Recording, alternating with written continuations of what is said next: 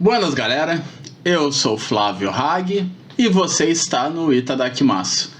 E hoje a gente está chegando para falar de um mangá que ele é muito diferente do habitual, mas é um shonen da Jump. E eu quero falar dele principalmente do final. Hoje a gente vai falar sobre Dr. Stone.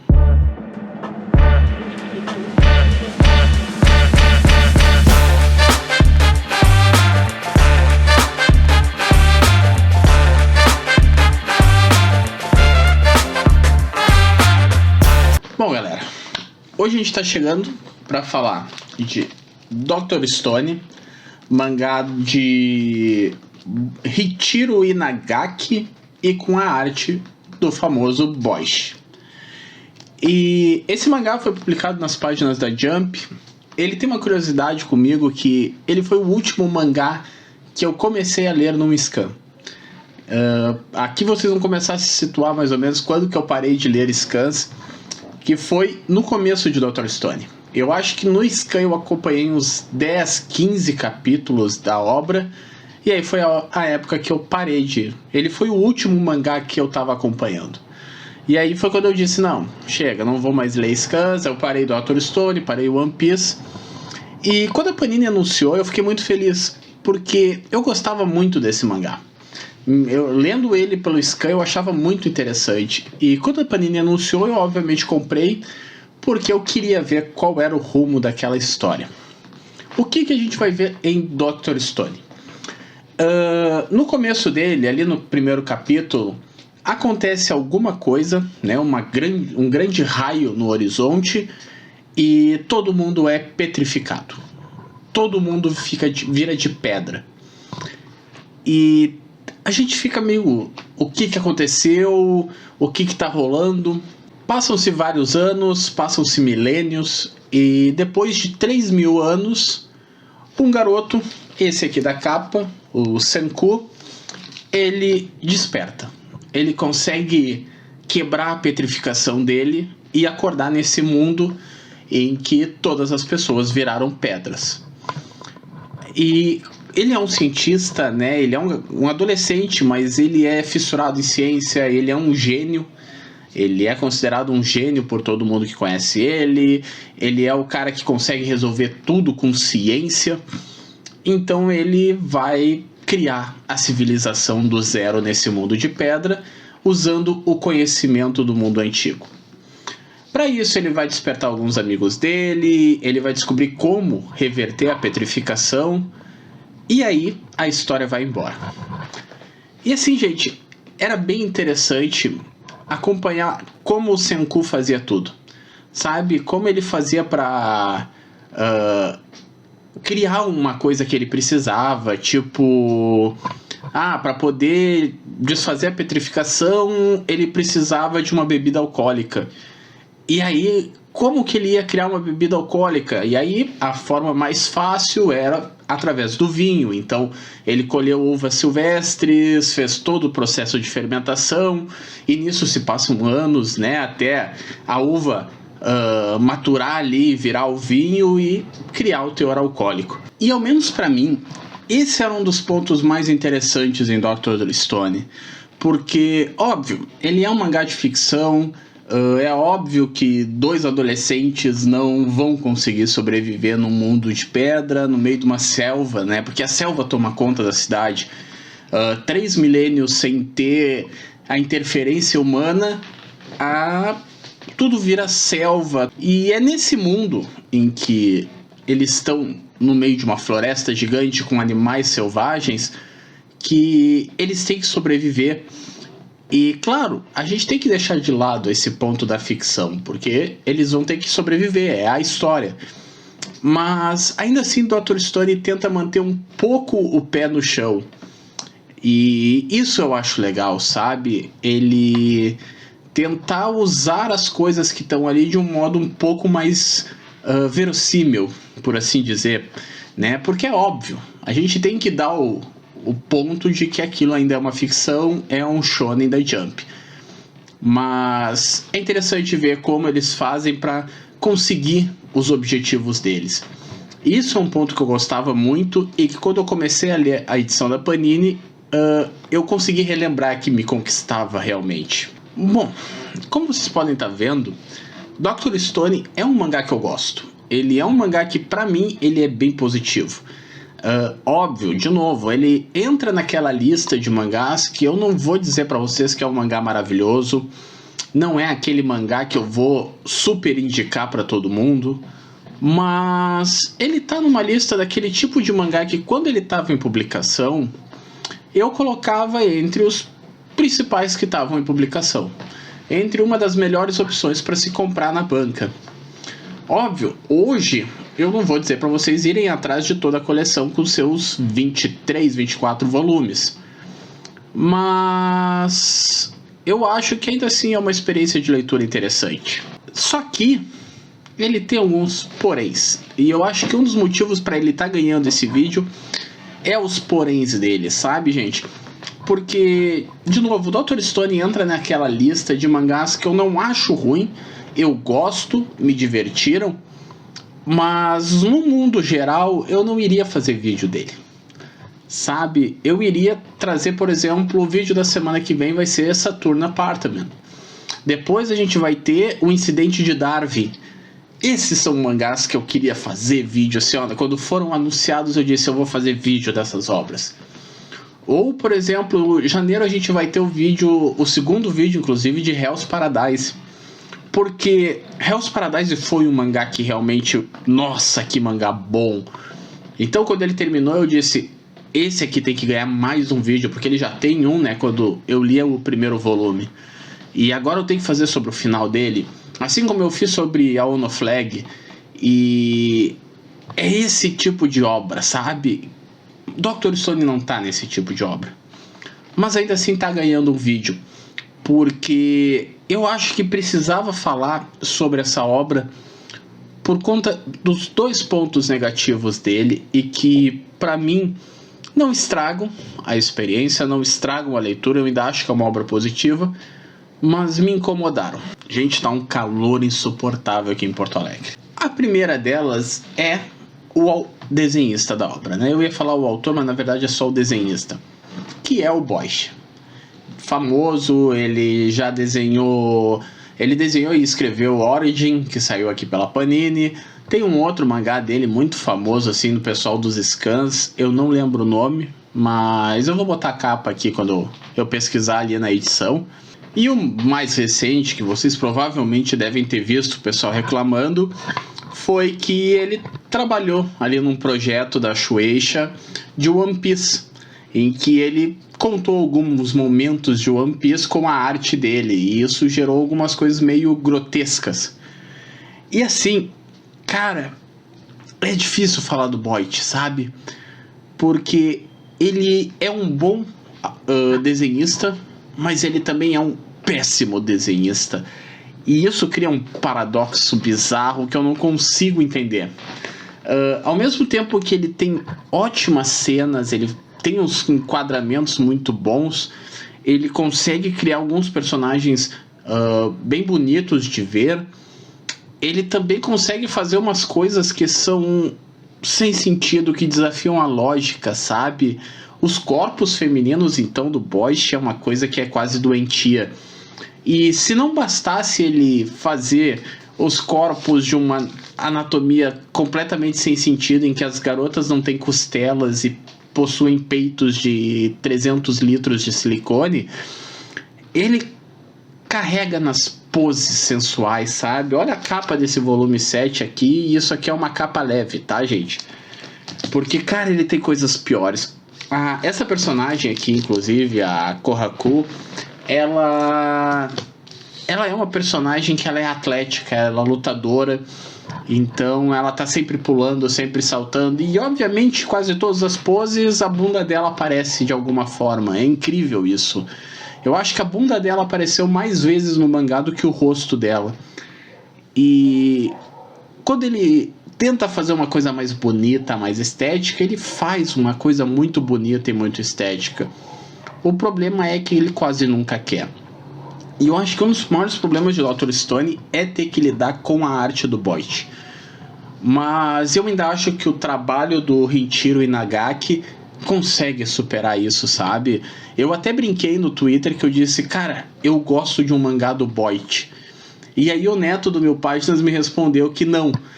Porque ele também gosta de Dr. Stone, e ele falou que não é que ele gosta do mangá do Boit. Ele gosta de um trabalho do Riichiro Inagaki. E é realmente isso, porque o Riichiro Inagaki consegue escrever um mangá tão bom que ele faz a gente superar a arte bizarra do Boit.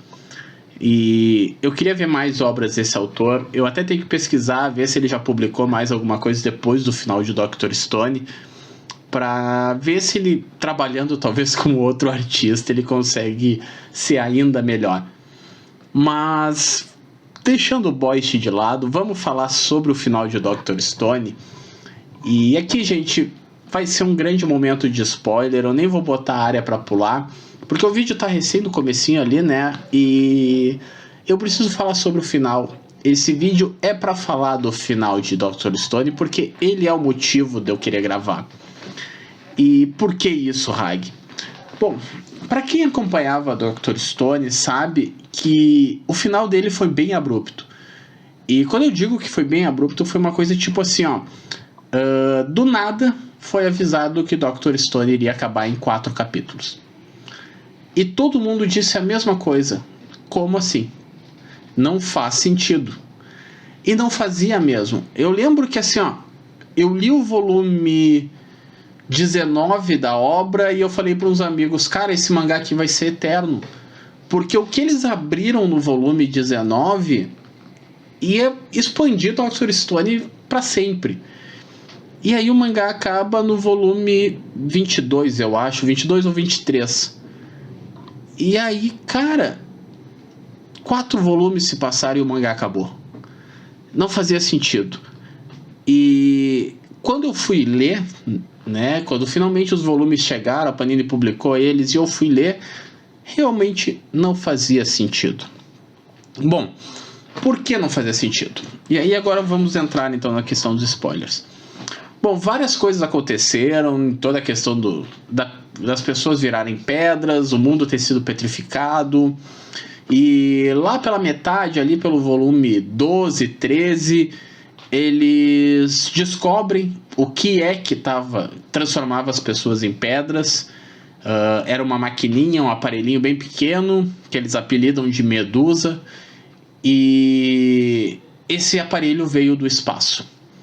E aí eles descobrem que o grande inimigo, quem petrificou toda a humanidade, está na Lua. E aí fica, nossa, tem uma base espacial na Lua, não tem, de qualquer jeito precisamos chegar na Lua. E aí eles vão fazer toda a criação da obra para chegar na Lua. E até é um momento bem interessante, isso é o volume 19 que eu falei para vocês, tá, gente? Que eles precisam construir uma nave espacial. Eles precisam construir um foguete para chegar até a Lua.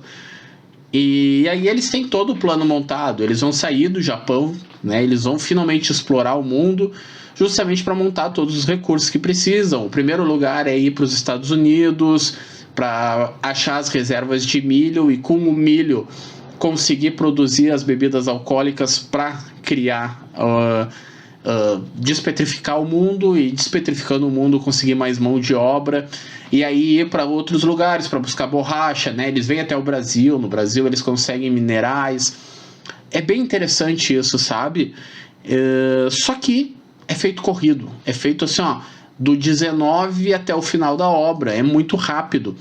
No mangá isso demora, isso passa-se anos, demora, só que aí entra, né, de novo, em 5 volumes passam-se, acho que quase 10 anos no mangá. E, putz, é um salto muito grande para um mangá que vinha num ritmo muito normal. Até aí, esse volume 17, ele vinha num ritmo assim, que eu acho que se tinha passado 1 ou 2 anos na história, era muito. E do nada passou 10 anos em 5 volumes. É bizarro, é demais. Mas ok, chegaram na Lua. E aí entra de novo outro problema dessa aceleração no final de Dr. Stone. Porque eles decolam para a Lua no final do penúltimo volume.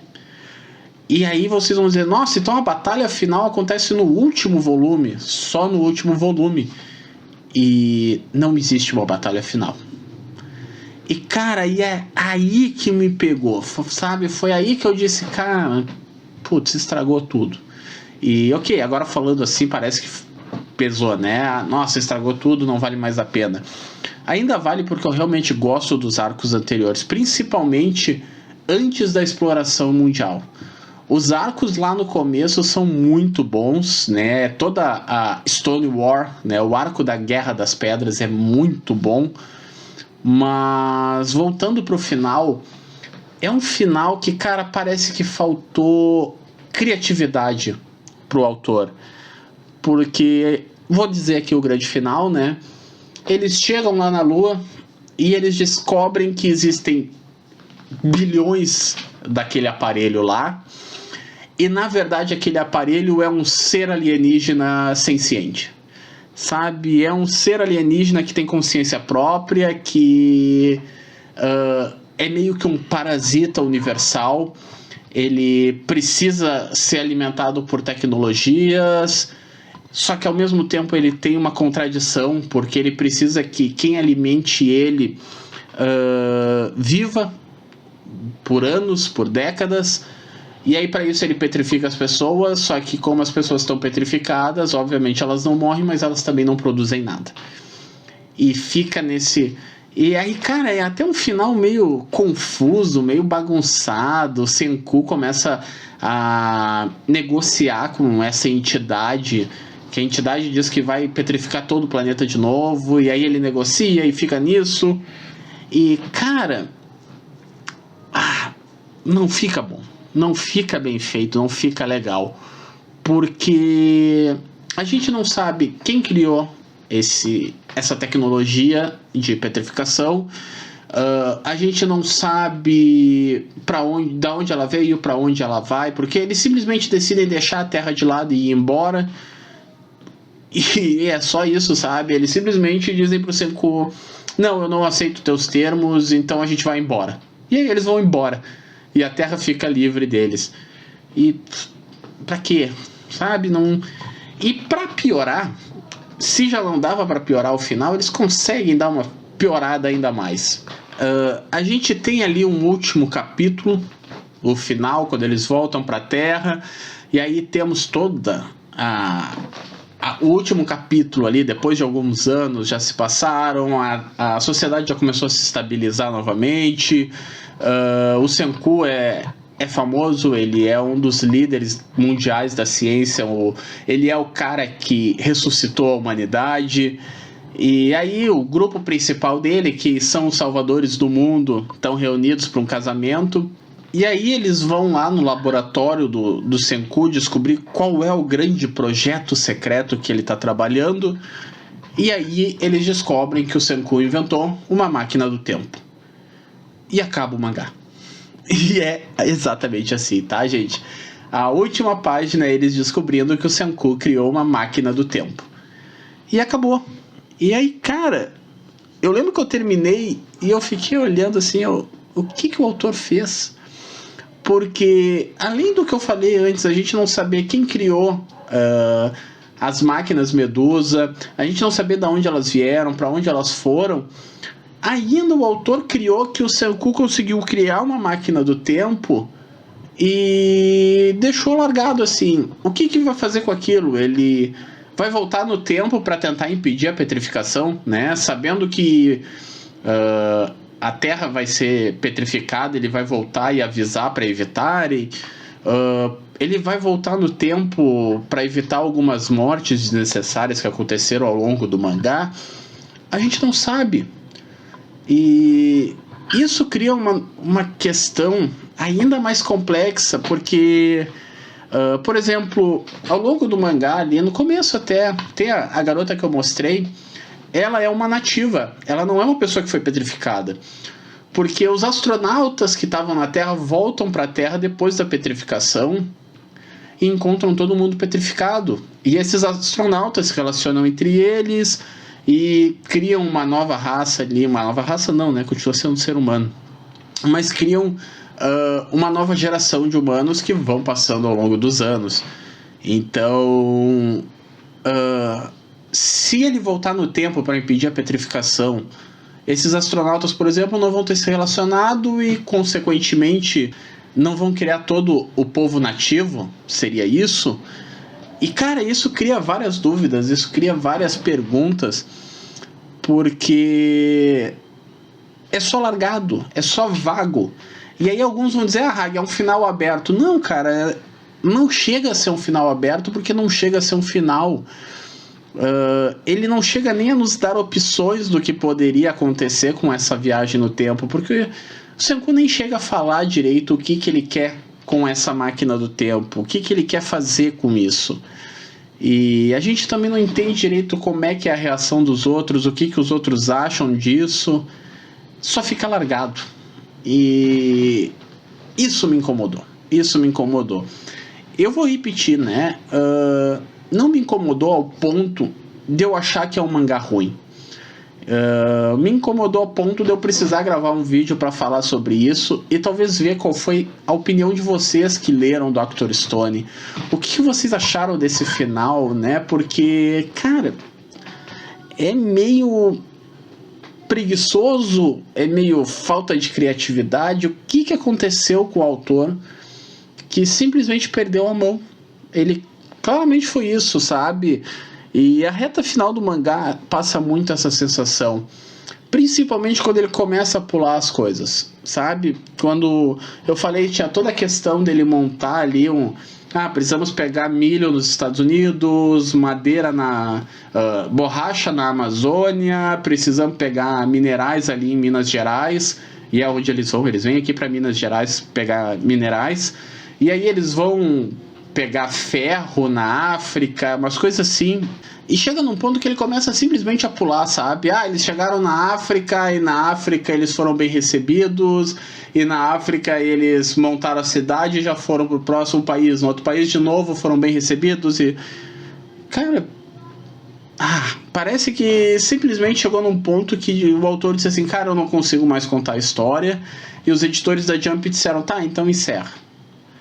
Porque não tem outra explicação. E até onde eu lembro, o Dr. Stone não estava mal. Tanto que realmente o anúncio do final pegou todo mundo de surpresa. Porque não era uma coisa que tipo, Dr. Stone está correndo risco de cancelamento. Não, não era. Mas simplesmente acabou do nada. E isso deixa um gosto bem amargo no mangá que estava indo bem, no mangá que era legal, que era divertido. Eu não sei. Eu precisava dar esse pequeno desabafo, sabe? Porque como me incomodou isso? Me incomodou bastante. Bom, gente, falei bastante aqui sobre o final, porque realmente era o que eu precisava mais falar. Eu acho que Dr. Stone fica muito marcado pelo seu final. Hag, todo mundo já viu mangás com finais ruins, é verdade. Mas o de Dr. Stone consegue superar o ser ruim para ser simplesmente um nada. E ele é isso. Acho que essa é a grande definição do final de Dr. Stone. Ele é um grande nada. Porque uma coisa é ele ser ruim, como por exemplo o Ataque dos Titãs. A gente consegue pegar o final de Ataque dos Titãs e falar por que ele é ruim. Ele é ruim porque ele faz uma clara apologia ao nazismo, ele tenta justificar o genocídio que o Eren cria, e a gente consegue elencar direitinho por que é um final ruim. A gente pode pegar um outro mangá com final bom e dizer por que aquele final é bom, elencando os pontos. Em Dr. Stone não, a gente simplesmente tem um completo nada. E alguns vão dizer, mas ele é ruim então porque não tem as explicações. Cara, não é nem a questão de não ter as explicações, é simplesmente as questões de que, mesmo que ele tivesse as explicações, elas provavelmente seriam fracas, elas não seriam nada, elas não teriam sentido, porque o final inteiro não tem sentido. E eu repito, era um mangá que era muito bom, eu gosto ainda, porque assim, o arco da Stone War ali, que vai quase até o 10º volume, eu acho, é muito bom. Aí depois tem o arco da Medusa, que é quando eles descobrem a Medusa, muito bom também, mas quando eles atravessam o planeta, desanda de vez. E aí começa a ficar fraco, até culminar num final que não é nada. E se eu continuar repetindo aqui, vai ser só isso. É só isso que vai dar para falar do final de Dr. Stone. Bom, gente, vamos ficar por aqui porque eu não vou continuar me repetindo, né? Eu quero agora ver a opinião de vocês, porque esse é o grande motivo do vídeo, porque eu queria realmente ver como outras pessoas enxergaram o final de Dr. Stone, tá? Então, se vocês leram, comentem o que vocês acharam desse final. Para vocês, o que vocês tiraram daquilo. Vocês também acharam que foi um completo nada, um completo desperdício de final?